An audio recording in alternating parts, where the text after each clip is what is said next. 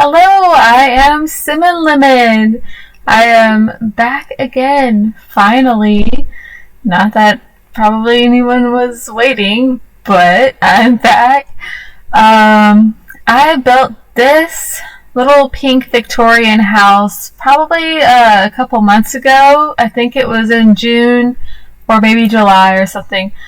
But I've stopped uploading videos because we got a new dog, and he's a big boy, he's loud. We were figuring him out for the past few months, but finally he has kind of chilled out a little bit. He's a Great Pyrenees, and he likes to bark at everything, including any kind of voiceovers that I might do for my Sims builds. But anyway, right now I am sitting in my car. That is one way I have figured out how to kind of work around him. I've just been trying to get up to actually going in my car with my computer because it's kind of weird to not be at my desk. So here I am in my car. Watching my build here. Anyways, so this little pink Victorian house was actually inspired by a house that I would always pass by, or whenever my mom would bring us, me and my brother, whenever she would bring us to my grandma's house or my grandparents' house, there would be this house. On the way there, it looks exactly like the one that I built. It ended up looking so good, except that in real life it is blue. So what I did was actually, I went on Google Maps and I looked at the house, how it looks currently, or whenever the most recent Google Maps picture of it was from. So I used that as a reference for this build, and I turned it pink because I don't know, I think it looks better pink, even though I don't like pink. My favorite color is actually blue, and the house in real life is blue. It's very, very light blue. But I guess because my mom would always tell me, hey, I'm going to buy this house for you when you grow up, and I'm going to paint it light pink for you. So I made it light pink in The Sims. I built it in The Sims instead of buying it. We just moved into a different house, and I love this house. So it does not look anything like this little pink Victorian house, though. In the thumbnail or in the finished product, you may notice that there is a lot of plants and foliage and overgrowth happening around the gate, around the whole house, because it's actually like that in real life. It's very overgrown. So that kind of inspired me to make this little pink Victorian house sort of a Halloween-ish build, a Halloweeny build. And with that thought in mind, I kind of added a lot of stuff from the vampire pack. You can see a lot of the wallpaper and some of the furniture. It's all from the vampire pack. I kind of mixed the vampire pack in with the witches and wizards pack. I forgot what it was called. I forgot what it was called. But the pack with all the witches and wizards. So I'm doing the kitchen right now, and this was very witchy themed. I guess I was in a witchy mood whenever I did this kitchen. It took me a while to build this house, and it took me a long while to be sitting here right now talking about this house, but I know the main things that I wanted to portray through this house, and I'll get to sort of who I wanted the Sims to be who lived here. So I kind of pictured sort of like a wealthy family living here. They're kind of a wealthy vampire-y family, and the mom of the family, or whatever, I feel like she sort of is the boss, or whatever you want to call it, of this family. And I'll get to that in a little bit, but you could see I made this little piano room I thought was really cute. That yellow room right there. And now I'm on to this pink little vampire-y study. And this study, in my mind, I kind of pictured the man of the family kind of having his little meetings in there, even if the walls were pink. Well, like I said before, the wife calls all the shots, and she wanted those walls pink. Whatever. Man, woman, whatever, whoever lives here. But in my last build, or I don't know, one of my last builds, I mentioned that I wanted to try to keep a lot of the colors in each room the same.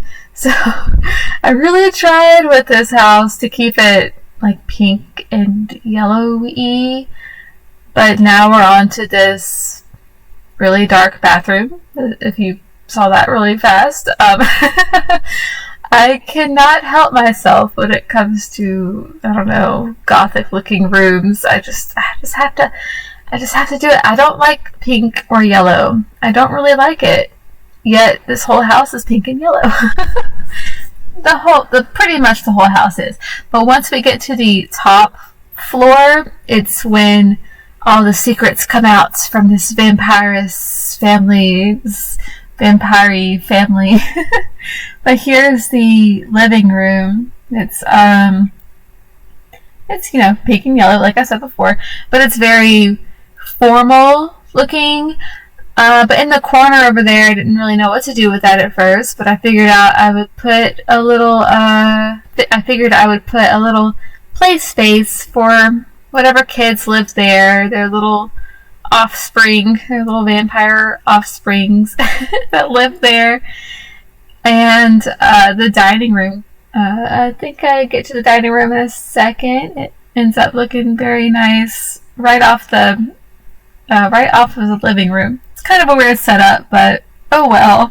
And so I'm decorating the hallway right now, and I thought it would be cool to like walk in the hallway and see this awesome statue, this like a vampire statue welcoming you in, like you see right there, and then you have like the man and the man vampire statue with this little top hat over there in the middle of the living room. But yes, like I said, here's the dining room. It's very formal as well. The whole bottom floor is very formal for a very formal vampire-y family. And I ended up adding a washer and dryer. I don't remember doing that at all. This bathroom is very pretty. Like I said, it has been a while since I have seen this build because I am just now getting to the voiceover for it. I can actually hear my dog barking inside of the house. He can hear me inside my car, but hopefully no one can hear it through the audio that I'm using right now. I'm all enclosed in my car, hiding from my sweet big doggo. But yes, now we're at the top floor. I added that humongous picture of some vampire woman welcoming you into the very top floor of the house. And this is when everything changes and all the secrets are out. If you walk through the vampire parents' bedroom, you're like, oh my. I ended up changing this a lot. I do remember that. I think it ends up being pretty dark for the bedroom. Yes, I couldn't help myself. I made it black and red. Oh, but I have some yellow in there. The yellow goes with the downstairs yellow stuff, I suppose. I don't know. It's hard for me to keep every room in a build the same kind of color theme because the people who live in each room are not the same, and they're not going to want each room to look the same. So I just don't find it realistic to have every room looking exactly alike. So I just try to make it cohesive enough, but with also giving each sim its own little character, I suppose. So for this upstairs bedroom, I had like a cool teenage vampire in mind for this. She's pretty girly, or whoever lives in this room. It's white and pink. I think I throw some like blue stuff in there because I cannot have a build without any blue stuff. It's a favorite color, and there was nothing blue in this build beforehand, I don't think. Anyway, so this top bedroom is white and yellow and very cool. It's got the 3 little windows in an octagonal shape, or I don't know, hexagonal shape. A half hexagon. So for this room, I think it would be perfect for a child to live in at first, and then it would be great for transitioning into a teen as well. I put a little art easel in there. You know, I'm picturing this sim to be artsy, and they like a bunch of, I don't know, bands or whatever. I added posters. I just saw that. So. Oh, and yes, the teen's room is a very weird shape. It was very hard for me to figure out the layout of the top floor, and I was left with this random little empty space in the middle. So I'm like, oh, okay, I'll make this a vampire lair with a vampire bed. It's like a secret room if you just saw it before. Or you could turn it into like a toddler's room or something and have 2 sim kids living in this house along with the vampire parents. Yes, I would like to mention that this is going very fast because the original build video, well, the original video was like, I don't know, over an hour long or something, or maybe 4 hours long. That's a huge jump from 1 hour to 4 hours. But whenever I sped it up the usual speed that I would do my past couple videos build, I think it was like 16x speed those videos are. Whenever I sped it up to 16 times, it was still 33 minutes long, and I just thought that was a little bit too long to, well, I don't know, maybe I just didn't know if I could talk in a voiceover for that long, or whatever. But now, I sped it up to 32 times as fast, or whatever, and now it's only like 17 minutes long or something, and so I'm sitting here talking for 17 minutes instead of 33 minutes. My throat is already hurting, but it's okay. I'm kind of used to it. I'm actually a teacher in real life. I used to be a teacher in an actual school, but now I'm an online teacher, not because of COVID. I was an online teacher before then, but only part-time. I'm also a dental assistant. It's fun. So, and I also have time to do all of this because everything's sort of part-time for me, and that's okay because it lets me remain very flexible. So anyway, I'm going ahead and doing this back garden area, and I'm one of the one of the main reasons I'm so excited for this build is the landscaping.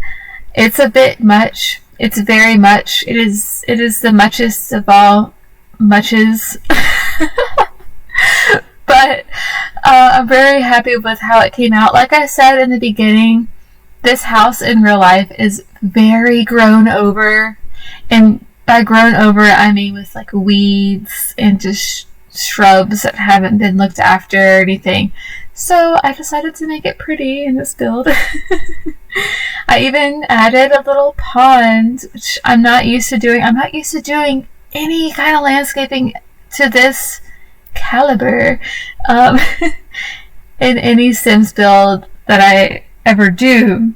So the landscaping part took so long, and then I went in and added all these little landscaping lights, and it ends up being just so pretty at night. I don't know if anyone just noticed, but I also added some gravestones because you can't have a cool build without some intriguing, mysterious gravestones, especially in these Sims. I know growing up playing all the Sims since Sims 1 came out, any house with gravestones, with mysterious gravestones, was just very intriguing to me, and I wanted to know who was buried there and why. How old were they? What does their epitaph really mean? But anyway, I think those gravestones were from the little catalog. And here's the end of the build, and enjoy the screenshots. I hope you enjoyed the build. Comment if you did. I'm excited to hear anyone's thoughts. Thank you for watching. Bye.